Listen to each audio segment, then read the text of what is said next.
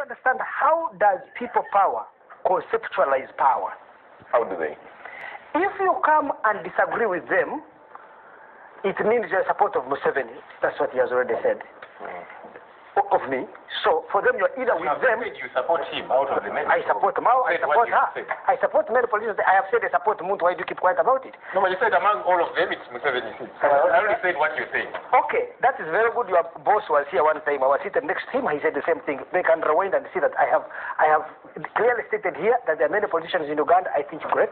I find Museveni a deep thinker. I find Muntu a man of great moral values. I find Norbert Mao quite intelligent and humorous. But I'm much more nationalistic than you guys and tolerant of other people. In 2011, I voted for him. So the thing is, with people power, what is the conception of power? We need to address that. Their conception of power is either you are with them or you are with Museveni. So there is no other space in Uganda. They have killed it. That's one. Two, if you support Museveni, the only reason you can support Museveni, there cannot be any ideological agreement, there cannot be a convergence of mutual interests. There can only be one thing: he has paid you. But for me, it teaches me something about this cult. They believe that therefore when you're in power, you use power to appropriate money. That the state and those who operate in it, it is just to get money. To that extent, are they not also a victim of the rot? Well, I don't think it is a rot. It is, I think intuitively, they understand that the way you build political constituencies and build support in a poor country like this is through the distribution of patronage. So they're not a reform party.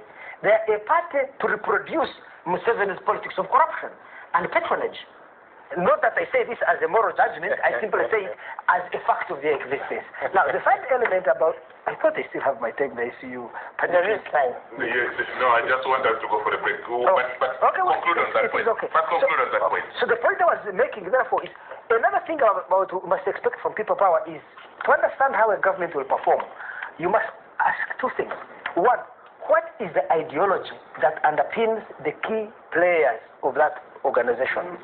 Two, what interests converge around that organization to bring it to power? And it is through those that you can understand the character of the government. People power is supported largely by unemployed, barely employed people, lumpens, by citizens, hooligans, but they are there on social media. You see, if you told me that there is a group of industrialists, large-scale farmers, professors, there are certain groups of people that come and converge around an organization and give it shape and character. If you look at NRM when they were in the bush, you were criticizing NRM. These people exercise what you call deliberate violence. Museveni did not win a war by exercising indiscriminate violence, which Kony was doing. You get it? Museveni had targeted violence against enemies whom he needed to. Everybody that was opposed to his idea of taking power. So no, that is not true. Museveni, let me give you a lecture, by the way, about the history of the NRM. Museveni, to go to power, you remember Museveni is a Muhima from Wankole. He went to fight in Luweero, where there was Kayira and Nkwanga, who were Baganda and they were monarchists. But Museveni was a Marxist leftist. He allied with Yusuf Lule, who was a monarchist. He allied with Ronald Mutevi, so with Mengo. He allied with Cardinal Suvuga, a Catholic. These were conservative interests. He allied with Muslim businessmen in Buganda. He allied with the Ganda business elite.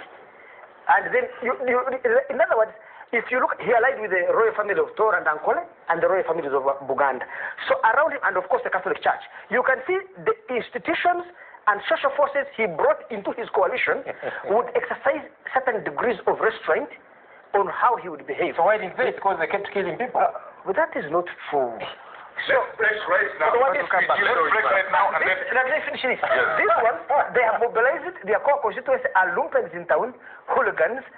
Those are the Ugandans who have been locked out of the system. Youth who are unemployed and unemployable. Yes. Of course, if you come to power, all you can do for them is give them positions in the government as patronage, because they do not have industries where you can say we are going to promote policies for them to increase the scale and scope of the industrial output. You will just be giving them jobs in the government. In other words, you have a much more corrupt government inherently than we have ever seen in Uganda.